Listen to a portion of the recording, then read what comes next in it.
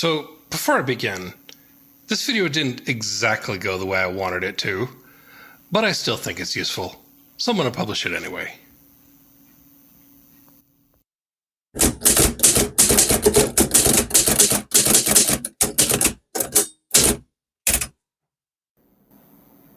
Hi, my name is Wayne, and this is Type Tested. I'm making good progress on this Oliver number 5 in front of me. I've done a good deal of cleaning on the top and the bottom. It's not going to be perfect. There's some parts I can't reach, but it will do the job.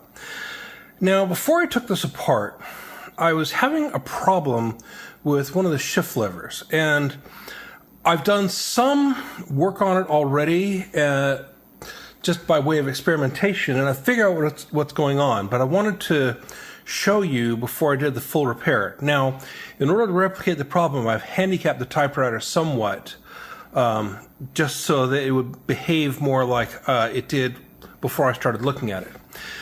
And that is, so we have a uppercase and a figure shift. So if I push the figure, everything works just fine. It operates, so there's a little channel here that catches on the roller, and that provides a pivoting motion, which draws, there's a little bar under here which draws this forward, and this is what actually does the shift. On the other side, it gets pushed back. So the middle of the type bar is the lowercase letter. The back of the type bar is the figure, and the front of the type bar is the uppercase. Now, when I press the uppercase shift, it would tend to not return. Now, it would return somewhat, but it would only come up part way. Now, I'm going to take this camera off the stand here, and I'm going to show you something. Let's see if I can get a better light here. If you look, there is a, let's see if I can get this show on camera. If you look, there's just a bit of a corner right here. And the same thing exists on this other side. It's very difficult to see with the camera, but it looked to me like that corner was getting caught. Now on the uppercase shift, the corner is on the other end, on the other side here. Let's see if I can't possibly get that to show. Yeah, so you can see it just there. And it looked like it was getting caught on the roller and wasn't coming back up all the way.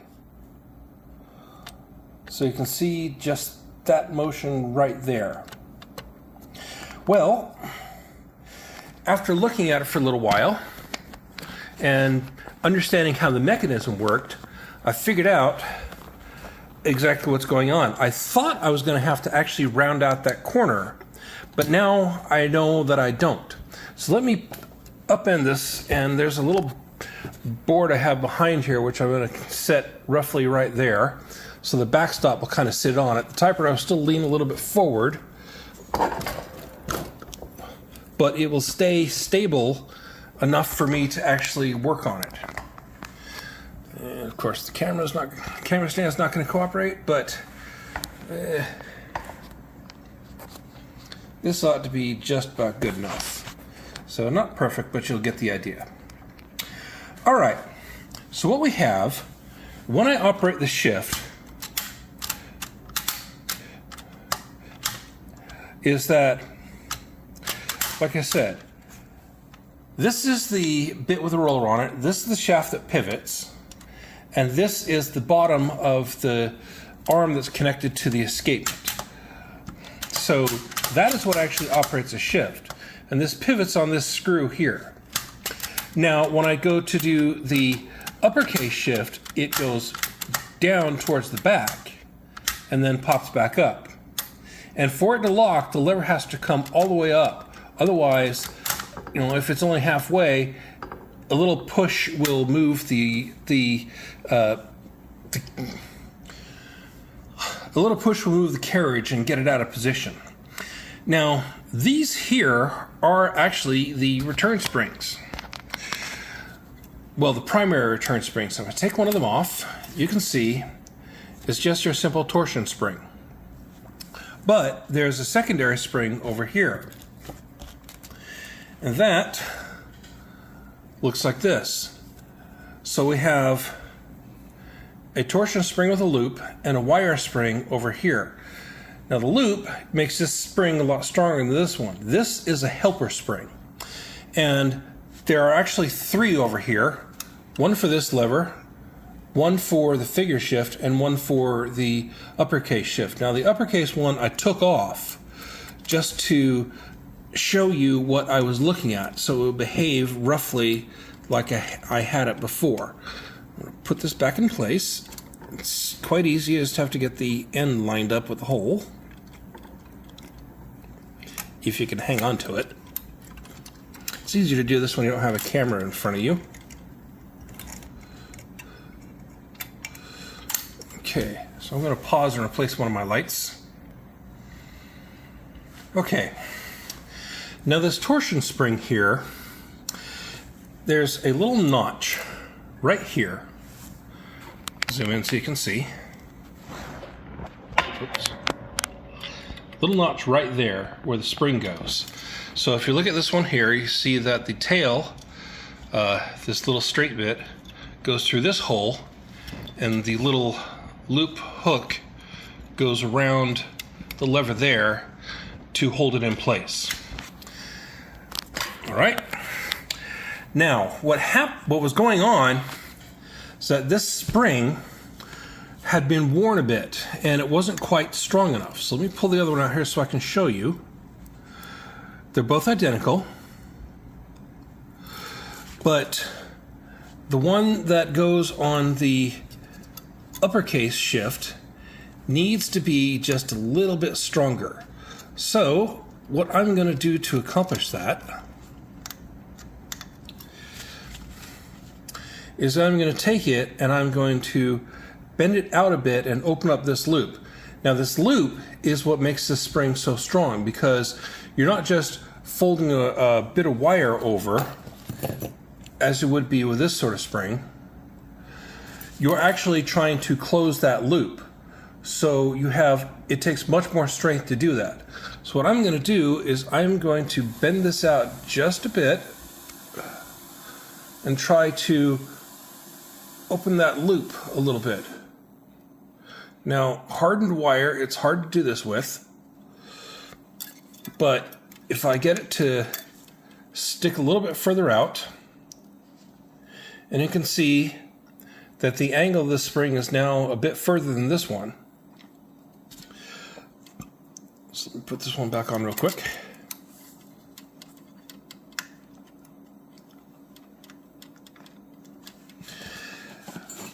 Now, to get it to close, I have to cover more distance, so that's going to give it more tension. So that's going to make it a little bit harder to get back on. So let me do this here. And now, with that in place, put the typewriter back down. And you can see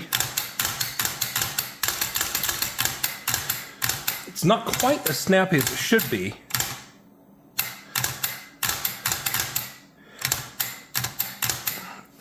But I can fix that. So this is really what I wanted to address at this particular point.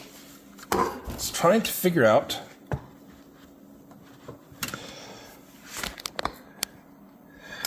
how to get more tension on that shift spring.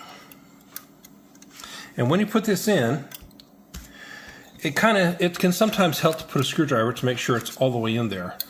So let me look at this helper spring and see if I can't add a little bit of tension to it as well. Now, the disadvantage of this is that it's going to make the shift a little bit harder. So you want to be very careful that you only do as much as you need to do in order to accomplish that job. Now, the shift also depends on where the levers are in relation to this connecting rod here. So we have a set screw here, a little bit of a comb on this side to help guide them. These are guided by the presence of the shift lock from above, which will keep them separated. So put that in place there. This back over here. And try it again and see what happens.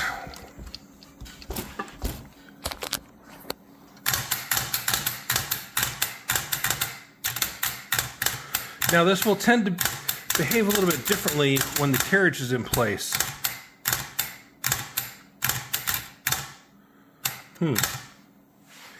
So that's what was happening before.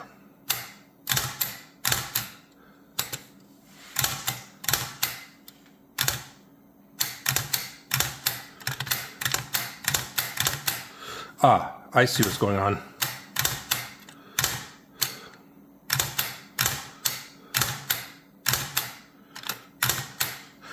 You can see that the problem here is that although it does return, it returns slowly, not quickly like this. That's going to make it difficult to type with. But you can also see that if I get in here and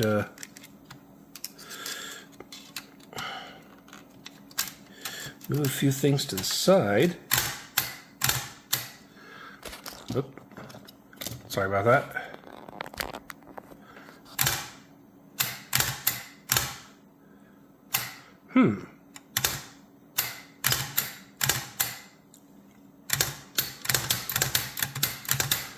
So if I add just a little bit of pressure with my fingers, it behaves just like it's supposed to.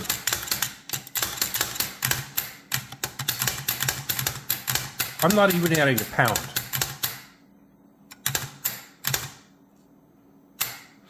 So I think what I may have to do here is go back into this and get another torsion spring and put it alongside it.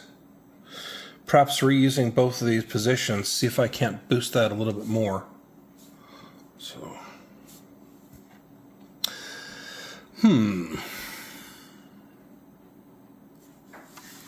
let me try that spring one more time.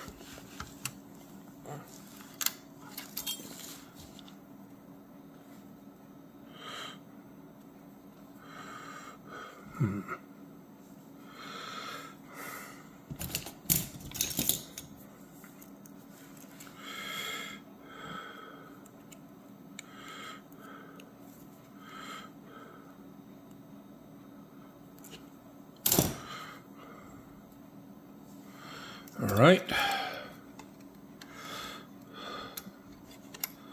Put that back over here. That feels decently stiffer. Move my little support block out of the way.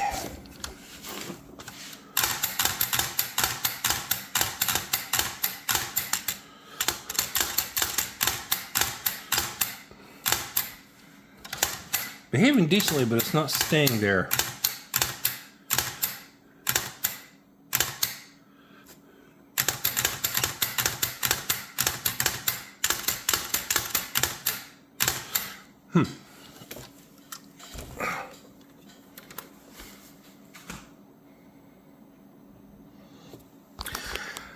Now the torsion spring is a good choice, but in this particular setup, I think a coil compression spring might have been a better option.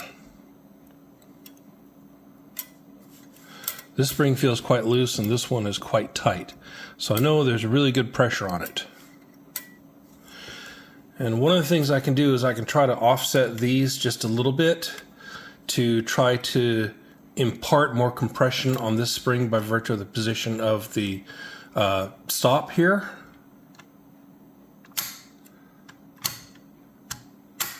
Also, I'm not really going to be able to see everything acting fully until acting quite properly until everything's back together.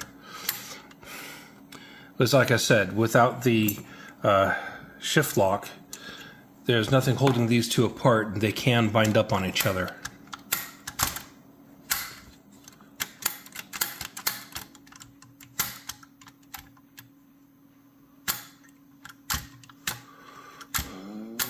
That little corner there really is to help it pop back in place so that it comes off of the roller and goes straight back up to the top where it belongs with some authority. So I don't want to soften that really too much if I can help it. So, all right. Okay, so just to wrap things up, everything's behaving now. I had to do a little bit more cleaning, especially on that roller here. There's also a bearing that goes up in this area here that's visible from the top that you have to be careful to clean. But there's also this pivot rod here. If this pivot is too loose, it'll wobble a bit. And that seemed to be contributing to what I was seeing, but there's more to it than that. So I tightened this up a bit and then backed it off so that the shift levers could move freely so it could pivot without any friction. And in doing that, things now work the way that they are supposed to. So a little bit more cleaning, a little bit of extra adjustment.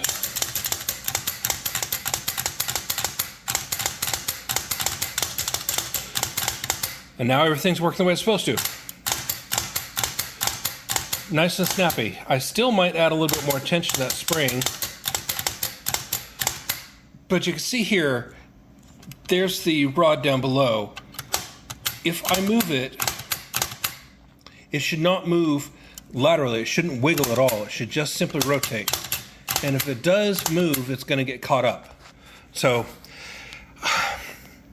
number of factors contributing to this problem, but I think I have it resolved. And in any case, like I said, a nice overview of the shift operation for the all-over typewriter. There you go. Once again, my name is Wayne, and this is Type Tested.